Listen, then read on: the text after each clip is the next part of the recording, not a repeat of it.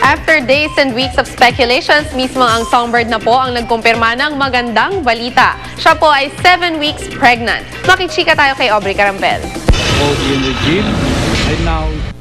Dream come true para kina Regine Velasquez at Ogie Alcacid ang kanilang kasal last December.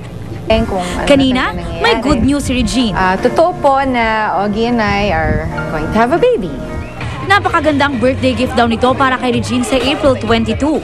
Live pang nakausap via phone patch si Regine na kasalukuyang nagpapahinga sa kanilang tahanan sa payo na rin ng doktor.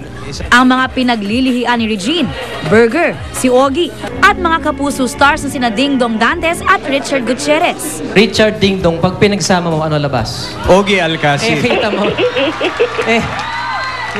Feeling nga raw ni Regine lalaki ang kanilang magiging anak. Hindi ko naman pagkakaila na maganda sana magkaroon ng buhay, no? But still, as long as the baby is healthy, the baby is safe. I've never seen her this happy. It's very difficult to have a pregnancy. God has blessed us. And of course, it comes with prayers. Hiniling naman ni Ogie sa lahat na patuloy na ipagdasal si Regine at ang kanilang magiging baby. Aubrey Carampel, updated sa Showbiz Happenings.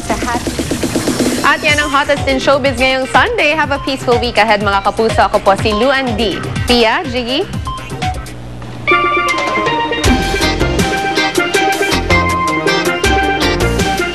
Salamat Luan. Naging bahagi na po ng panata ng ilang Katoliko tuwing Semana Santa ang pag-aayuno. Kaya ang ilang restaurant sa Metro Manila, kanya-kanyang handa na ng mga pagkaing walang karne. Nakatutok si Marie Zumali. White sand and pebbles, falls, coconut trees at nipa huts.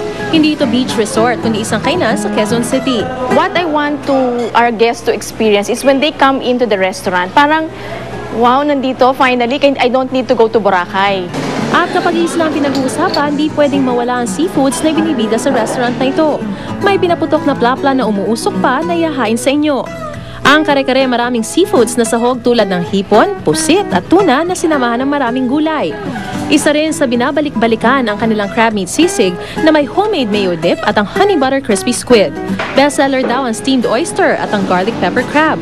At para kumpleto ang kainan, may mga pampalamig at desserts din na nakakapawi ng init ng panahon.